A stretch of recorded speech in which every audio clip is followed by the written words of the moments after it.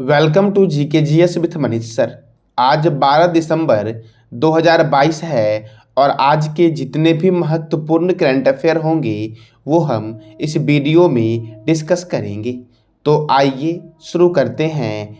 आज का पहला प्रश्न है, हाल ही में ऑस्ट्रेलिया में माध्यमिक विद्यालयों में विज्ञान प्रशिक्षण में उत्कृष्टता के लिए प्रधानमंत्री पुरस्कार 2022 से किसे सम्मानित किया गया है? तो यह पुरस्कार दिया गया है बीना नायर को।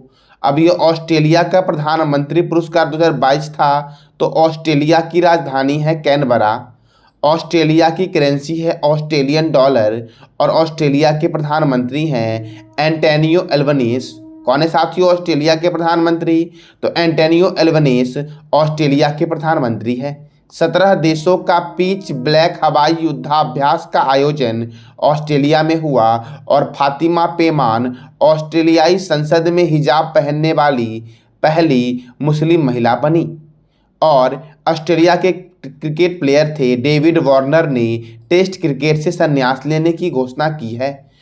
भारत और ऑस्ट्रेलिया के बीच ऑस्ट्रा हिंद 2022 सैन्याभ्यास हुआ। ऑस्ट्रेलिया में है ग्रेट बैरियर रीफ जो विश्व धरोहर स्थल की सूची में सूचीबद्ध करने की घोषणा की गई है। अब अगला प्रश्न है आपका, हाल ही में किस राज्य में वर्ल्ड वॉच की टीम ने पक्षी की एक नई प्रजाति लिसू ब्रेन बैबलर खोजी गई है? तो यह खोजी गई है अरुणाचल प्रदेश में। लिसू ब्रेन बैबलर यह पक्षी की एक नई प्रजाति है और यह खोजा गया है वर्ल्ड वॉचर्स टीम के द्वारा। अब अरुणाचल प्रदेश में खोजा गया है तो अरुणाचल प्रदेश की राजधानी है ईटानगर। अरुणाचल प्रदेश के गवर्नर कौन हैं? तो बी.डी. मिश्रा अरुणाचल प्रदेश के गवर्नर हैं।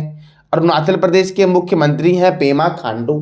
साथियों आज आपको कमेंट बॉक्स में बताना है कि राज्यपाल की नियुक्ति कौन करता है और राज्यपाल अपना इस्तीफा किसे देगा और राज्यों के राज्यपाल का वर्णन किस अनुच्छेद में किया गया है तथा राज्य की कार्यपालिका शक्ति राज्यपाल में किस अनुच्छेद के तहत निहित होती है।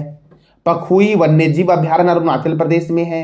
नामदफा बाघ रिजर्व, कमलांग बाघ रिजर्व, मौलिंग राष्ट्रीय उद्यान किस राज्य में है? तो अरुणाचल प्रदेश में है। बोमडिला दर्रा, यांग्याप दर्रा और दीफू दर्रा अरुणाचल प्रदेश में है। भारत का पहला एकीकृत एक्वा पार्क अरुणाचल प्रदेश में बना। अरुणाचल प्रदेश के ग्रीनफील्ड हवाई अड्डे का नाम बदलकर डोनीपोल हवाई अड्डा करने की घोषणा की गई है। और पूर्वोत्तर राज्य का पहला मत्स्य संग्रहालय कहाँ बनेगा? तो अरुणाचल प्रदेश में बनेगा पूर्वोत्तर भारत का पहला मत्स्य संग्रहालय। दुनिया की पहली ड्रोन मध्यस्थता पशुधन टीका सेवा की शुरुआत कहाँ की गई है? तो अरुणाचल प्रदेश में की गई है। अब अगला प्रश्न है आपका, हाल ही में किस राज्य सरकार ने येते नाहोल पेयजल परियोजना के लिए 23,251 करोड़ रुपए के संशोधित अनुमानों को मंजूरी दी है? तो यह दी है कर्नाटक राज्य सरकार ने येती नाहोल पेयजल परियोजना के लिए। अब येती नाहोल पेयजल परियोजना जो आपका है ये येती नाहोल नदी से 24,000 मिलियन क्यूबिक फीट पानी निकाला जाएगा और पेयजल मांगों को पूरा किया जाएगा। अब यह कर्नाटक में शुरू किया गया है। तो कर्नाटक की राजधानी है बेंगलोर। कर्नाटक के गवर्नर है थावरचंद्र गहलोत। कर्नाटक के मुख्यमंत्री हैं बसवराज बोम्मई और कर्नाटक में राज्यसभा सीट 12 और लोकसभा सीट 28 है। साथियों सर्वाधिक लोकसभा सीट किस राज्य में है और कितना है इसका जवाब देना है कमेंट बॉक्स में आपको और उस राज्य के राष्ट्रीय उद्यान के बारे में आपको कमेंट बॉक्स में बताना है आपको। मट्टूर गांव भारत का एकमात्र ऐसा गांव है जहां संस्कृत बोली जाती है। साथियों भारत का पहला संस्कृत अभिलेख कौन सा है? इसका जवाब देना है कमेंट बॉक्स में आपको कि भारत का पहला संस्कृत अभिलेख कौन सा है और यह किस राज्य में है। ई पंचायत पुरस्कार 2022 किसने जीता? तो कर्नाटक ने जीता ई पंचायत पुरस्कार 2022। राष्ट्रीय शिक्षा नीति 2020 को लागू करने वाला भारत का पहला राज्य कर्नाटक है। अलमाटी बांध कृष्णा रिवर पर है। कृष्णराज सागर बांध कावेरी रिवर पर है और कर्नाटक में है। कर्नाटक रत्न 2022 किसे दिया गया? तो पुनीत राजकुमार को दिया गया और यक्षगन कर्नाटक का मुख्य लोक नृत्य है। महिला @वर्क कार्यक्रम कहाँ शुरू किया गया? तो कर्नाटक में शुरू किया गया। बनरघट्टा जैविक उद्यान यह भारत का प्रथम तितली उद्यान है और कर्नाटक की राजधानी बेंगलोर में स्थित है। बांदीपुर राष्ट्रीय उद्यान नागरहोल राष्ट्रीय उद्यान कर्नाटक में है। ईसा फाउंडेशन ने कृषि को बढ़ावा देने के लिए कर्नाटक राज्य सरकार के साथ समझौता किया है। कृषि मजदूरों के बच्चों के लिए विद्या निधि योजना की शुरुआत कर्नाटक ने की। प्रधानमंत्री मोदी ने ग्लोबल इन्वेस्टर्स मीट इन्वेस्ट कार्यक्रम का शुरुआत कहाँ किया? इन्वेस्ट कार्यक्रम का शुरुआत कहाँ किया?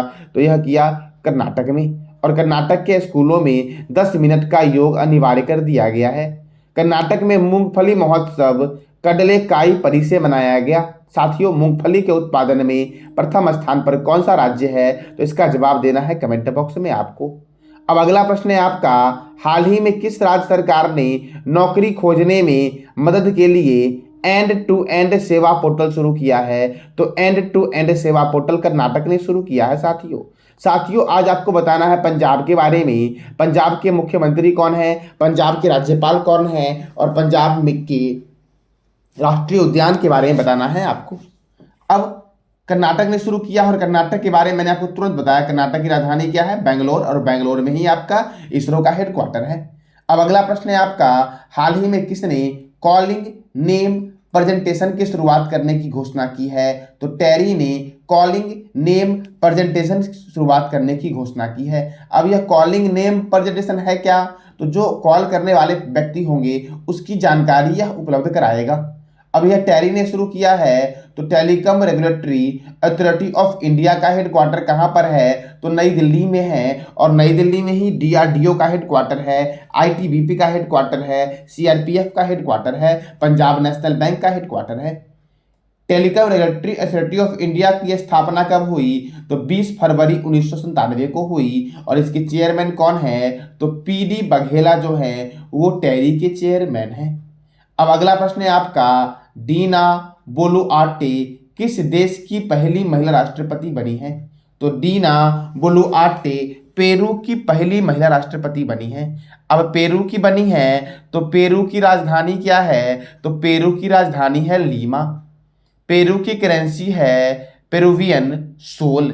और गुस्तावो पेट्रो ने कोलंबिया के राष्ट्रपति बने हैं, गुस्तावो पेट्रो। जोस रामोस होर्टा पूर्वी तिमोर के नए राष्ट्रपति बने हैं। एंथनी एल्बनीज ऑस्ट्रेलिया के नए प्रधानमंत्री बने हैं। एलिजाबेथ बोर्न, क्या? तो एलिजाबेथ बोर्न फ्रांस की पहली महिला प्रधानमंत्री बनी है, Elisabeth Borne. Marcus Junius Philippines के नए राष्ट्रपति बने हैं। शेख मोहम्मद सवा अल सलेम कुवैत के नए प्रधानमंत्री बने हैं। लूला डा सिल्वा किस देश के नए राष्ट्रपति बने हैं? तो लूला डा सिल्वा जो बने हैं ये बने हैं ब्राजील के नए राष्ट्रपति। साथियों, ब्राजील की राजधानी क्या है? तो इसका जवाब देना है कमेंट बॉक्स में आपको कि ब्राजील की राजधानी क्या है। अब अगला प्रश्न है आपका, श्वास मोबाइल ऐप किस सरकार ने लॉन्च किया? श्वास मोबाइल ऐप, तो श्वास मोबाइल ऐप तमिलनाडु ने लॉन्च किया है। श्वास का फुल फॉर्म है sanitation work health welfare and safety, अर्थात इसका उद्देश्य क्या है? तो राज्य में स्वच्छता कर्मचारियों के कल्याण को सुनिश्चित करना है। क्या?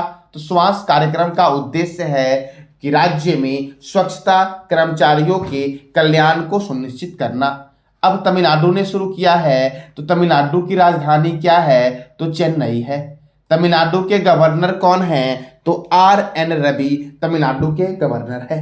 और तमिलनाडु के मुख्यमंत्री कौन है? तो M.K. स्टालिन तमिलनाडु के मुख्यमंत्री हैं। तमिलनाडु में राज्यसभा सीट है 18 और लोकसभा सीट है 39। अगस्त मलाई हाथी अभ्यारण्य कहाँ पर है? तो तमिलनाडु में है अगस्त मलाई हाथी अभ्यारण्य।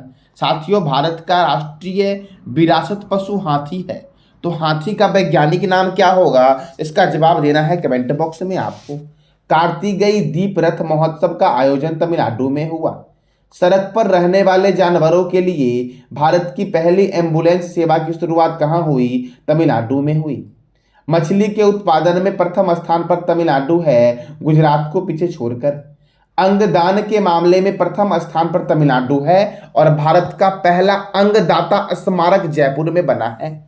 और मेट्टूर बांध कावेरी नदी पर स्थित है तथा पिल्लूर बांध जो है वह भवानी रिवर पर स्थित है कर्नाटक में।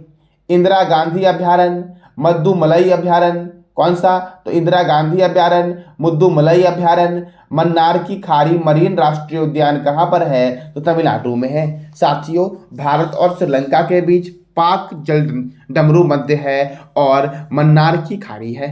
साथियों, भारत और श्रीलंका के बीच आदम का पुल है। भारत और श्रीलंका के बीच राम सेतु आदम का पुल है जो तमिलनाडु के धनुषकोडी से शुरू होती है। तो ये था तमिलनाडु से संबंधित महत्वपूर्ण प्रश्न। अब अगला प्रश्न है आपका, हाल ही में किस राज्य सरकार ने अनुपूरक बजट पेश किया है? तो अनुपूरक बजट पेश किया गया है उत्तर प्रदेश राज्य सरकार के द्वारा। अब उत्तर प्रदेश के द्वारा शुरू किया गया है तो उत्तर प्रदेश की राजधानी है लखनऊ। साथियों, लखनऊ किस रिवर के किनारे है? बताना है कमेंट बॉक्स में आपको।